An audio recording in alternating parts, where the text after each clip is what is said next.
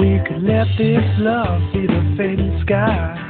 We could drift all night into the new sunrise. Pass me a drink of Maybach too. Bom dia, sou Fernanda Sérgio, repórter da Escola Santa Teresa. Hoje irei entrevistar Fred Delmero, ele é ambientalista. Oi Fernanda, bom dia. Bom dia. Tudo bom? Então, Fred, como você começou nessa carreira de ambientalista? Então, foi meio por acaso, Fernanda. Eu sou engenheiro elétrico, mas a minha vida toda foi dentro da educação, que também é uma das minhas formações. E aí, dentro desse período, eu fui diretor de escolas e fui professor universitário. E eu sempre me preocupei em fazer com que os meus alunos vivenciassem o lugar onde eles vivem. E eu me envolvi com muitos trabalhos sociais. Trabalhei com idosos, trabalhei com crianças com câncer, trabalhei com jovens legados. E nesse meio, acabou um dia eu caindo no meio ambiente. Eu fui fazer trilhas, eu fui falar sobre Mata Atlântica, e eu achei aí um caminho que me envolveu muito, porque eu descobri que eu tinha muito mais envolvimento com a natureza do que parecia ter. Então foi mais ou menos por acaso. E de que forma você conseguiu buscar o interesse desses jovens? Então isso é uma coisa legal, uma coisa interessante, porque assim, a gente sabe que o aluno, ele vai muito bem nas matérias que ele gosta. Né? Ele gosta de história, ele vai bem em história. Ele não gosta de matemática, ele é péssimo em matemática. E a minha experiência como professor, como diretor, me mostrou que eu tinha que transformar esse assunto, que é interessante por si só, mas eu tinha que transformar isso numa parte quase que do corpo desses jovens, dessas crianças.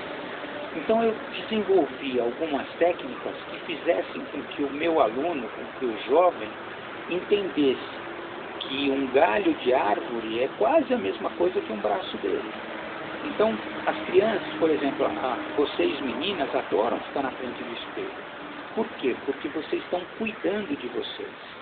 O menino adora receber um elogio, dizer que ele é forte, que ele é rápido. Por quê? Porque isso é uma coisa que dentro dele motiva ele a continuar a fazer as coisas. E eu precisava fazer com que a natureza fosse parte de cada um desses jovens, que eles começassem a se preocupar com isso também. E foi o que eu fiz. Eu comecei a levar essas crianças para lugares onde elas entendem, quando estão no lugar, que, puxa, olha, eu tenho responsabilidade sobre isso. E como a gente está sentado aqui numa sombra de árvore, não é gostoso? Como está no meio da natureza, é gostoso, ouvir barulho de água é gostoso. Ficou fácil desses jovens, dessas crianças, passarem a se interessar pelo trabalho. E foi assim que a gente acabou envolvendo os alunos. De que forma o senhor desenvolve esse trabalho? Então, uma das coisas muito importantes é a gente entender os conceitos das coisas. Né? Vocês já ouviram falar em crime ambiental, vocês já ouviram falar da Amazônia, vocês já ouviram falar de sustentabilidade, também ouviram falar de preservação. E, no fundo, quando a gente não tem informação, isso tudo se confunde. Né? Porque assim, não, olha, eu preservar é a mesma coisa que eu não cometer um crime ambiental. E não é exatamente assim que funciona. A gente precisa entender que, por exemplo, imagina que você viva dentro de uma comunidade no meio da floresta amazônica e que você um dia precise de um médico. Esse médico vai demorar muitos dias para chegar. Aí, o prefeito fala assim, olha, vamos fazer o seguinte, vamos derrubar essas árvores todas aqui e construir um hospital. Aí eu te pergunto, ele está cometendo esse hospital? Teoricamente sim, porque o que ele está fazendo é desmatando. Né? Mas na prática não, porque ele está evitando que pessoas morram por falta de atendimento médico. Então, por esse motivo, ele pode desmatar. Agora, não é simplesmente desmatar. Ele precisa desmatar, construir o hospital e depois compensar o ambiente. Ou seja, aquela árvore que ele cortou, ele vai ter que replantar num outro lugar. Então, esse desmatamento, ele deixa de ser crime ambiental e passa a ser desenvolvimento sustentável. Então, dessa forma, eu consigo, então, chegar até o jovem, mostrar a diferença e mostrar quais são as atitudes que se espera dele para que ele faça tudo dentro da lei e respeitando a natureza. Você pode nos dizer um trabalho que hoje está em prática atualmente? Posso. Eu tenho um projeto chamado Projeto Escola Consciência Azul. Esse projeto, ele tira o aluno da sala de aula e ele leva para uma sala de aula sem fronteiras, que a gente chama. É uma sala de aula que não tem parede, não tem lousa, não tem cadeira. Tudo que ele encontra é a natureza. Ele encontra o mar, ele encontra a praia, ele encontra a Mata Atlântica, que é a encosta. E nesses habitats, nesses ecossistemas que a gente chama, a gente consegue ensinar para os alunos cada um desses conceitos que eu acabei de te falar. E mais importante que isso, eu não só consigo te ensinar isso, como eu consigo fazer com que você viva isso. Então você vai viver essa experiência. Você vai entrar no mar para ver um coral, você vai entrar no mar para ver um ouriço, você vai ver o que o aquecimento global está fazendo com essas espécies, o que você poderia fazer para isso não acontecer. Você vai encontrar fazendas marinhas, que são opções de vida para os pescadores quando a pesca fecha. Então isso você vai fazer isso numa prática. Eu vou te levar para uma trilha na Mata Atlântica e você vai conhecer as espécies de árvores que estão em extinção. Você vai saber por que o solo tem que se manter daquele jeito, ser coberto de folha, que é para manter a umidade do solo, para preservar a mata. Então, diferente da aula que você tem dentro da sua escola, que o professor vai na lousa, te ensina, você lê, estuda, aprende e acabou. Lá você vai viver a experiência. Você vai, tudo que você aprendeu na teoria, você vai viver na prática. É um projeto legal que eu gostaria que você conhecesse um dia. Qual foi o resultado obtido por esse trabalho? Fernando, você me faz uma pergunta difícil de te responder numericamente, né? Assim, estatisticamente, eu não consigo te colocar dados disso. Por quê? Porque o resultado do nosso trabalho é um resultado prático. Eu vou te dar um exemplo numérico para você entender isso. Imagina que na sua sala tenha 20 alunos. E esses 20 alunos foram comigo lá para o projeto. E viveram aquilo, adoraram aquilo, mergulharam, conheceram o mar, conheceram a ilha, conheceram a praia, conheceram a mata, saíram de lá, foram na cachoeira, saíram de lá felizes da vida. O que você faria quando chegasse em casa? Ia contar para todo mundo, né? Ia encontrar um amiguinho no seu condomínio e ia contar a experiência que você teve. Então, se você imaginar, só para você ter uma ideia, que na sua sala vamos considerar que tenha 20 alunos. Se você fala para sua mãe, para o seu pai, seu avô, sua avó e seu irmão, são 5 pessoas. Vezes 20 da sala, são 100 pessoas. Então, numa única turma, que eu passei a informação para 20 alunos, ela se propagou diretamente para 100. Agora imagina que você fale isso para mais um amiguinho, que o seu pai fale isso no que sua vida. Olha, minha filha chegou, foi fantástico, manda seu filho, não sei o quê. E sua mãe faça a mesma coisa. A gente facinho chega num número de 300 pessoas passando informação para 20 alunos. Em 2014, nós trabalhamos 12.400 crianças.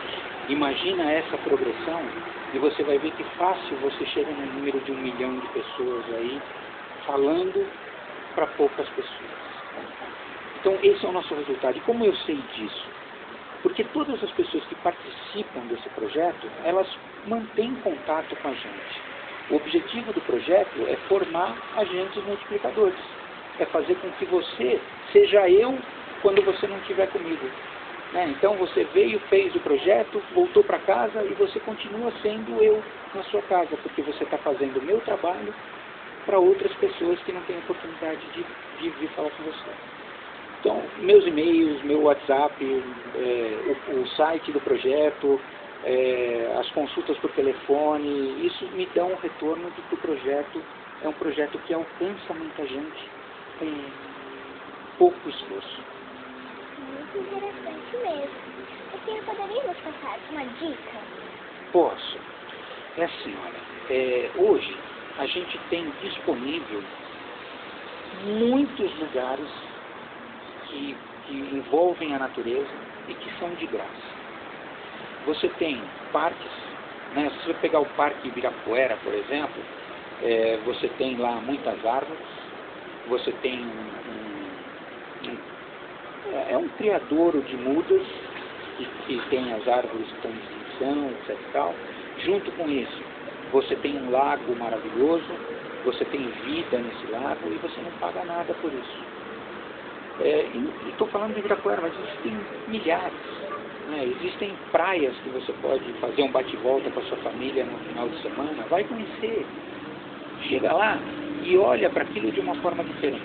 A gente sempre olha como turista. Ah, vou entrar no mar, você entra no mar. E aí você olha ao lado, tem uma latinha de cerveja no chão, você olha do outro, tem um plástico jogado, você olha na água, tem um copinho indo para lá e para cá, até desaparecer no mar, ou se você olha a água está limpa, você consegue enxergar no fundo um monte de sujeira. Quando você passa a ter esse olhar, você passa a ser responsável, você passa a não deixar isso acontecer. Né? E é o que a gente quer, que vocês aproveitem isso naturalmente. Você gostaria de nadar com golfinhos? Gostaria de passar a mão no golfinho? Você não precisa ir para os Estados Unidos.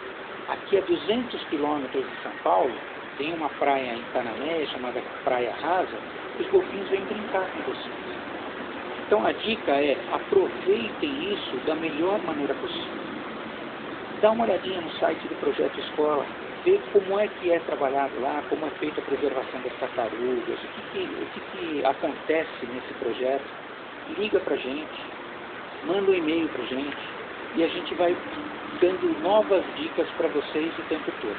Mas a dica principal é, passe a olhar para o que tem do seu lado, para aquilo que o mundo, o planeta te oferece gratuitamente e aproveitar isso da melhor maneira possível, do mesmo jeito que a gente está aproveitando da sombra dessa árvore agora aqui nessa entrevista. Então, fica a dica. Muito obrigada.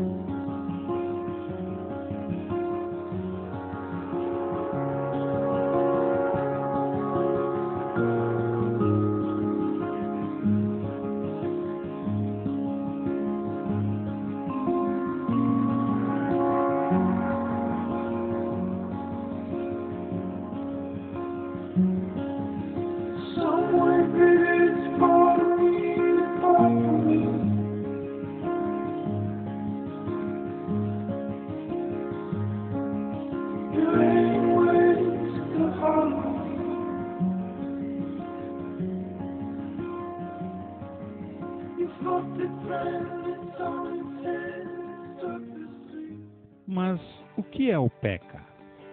Uma grande ideia, aliada a muito trabalho, deu origem ao Projeto Escola Consciência Azul, o PECA.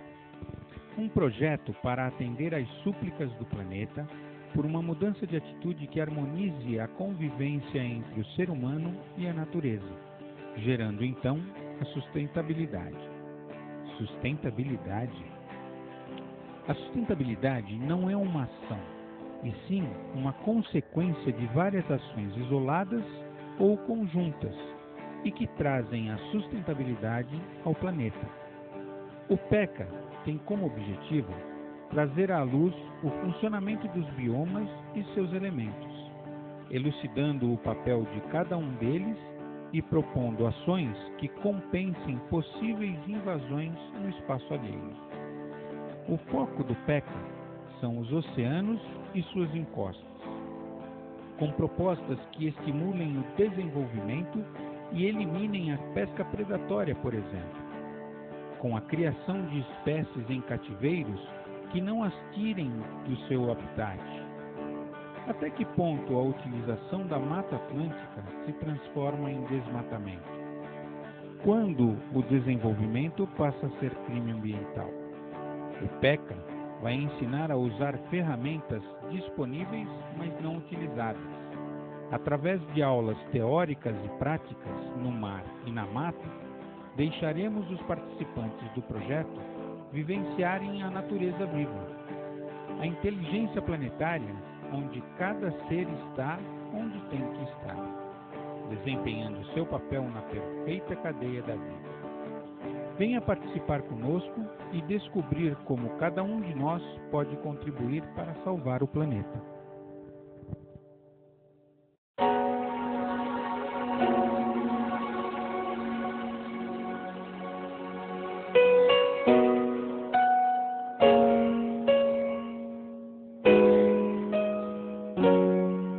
É preciso pensar um pouco nas pessoas que ainda vêm, nas crianças.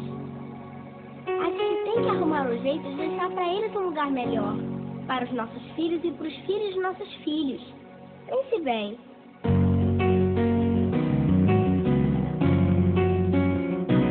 Deve haver um lugar dentro do seu coração, onde a paz brilhe mais que uma lembrança. Sem a luz que ela traz, já nem se consegue mais encontrar o caminho da esperança. Sinta, chega o tempo de enxugar o pranto dos homens, se fazendo irmão, estendendo a mão. Só o amor, mundo que já se fez, e a força da paz junta todos outra vez. Venha, já é hora de acender a chama da vida e fazer a terra inteira feliz.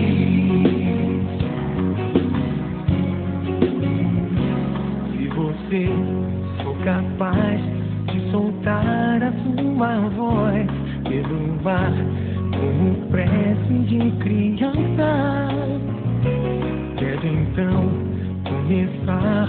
Outros vão te acompanhar e cantar com harmonia e esperança.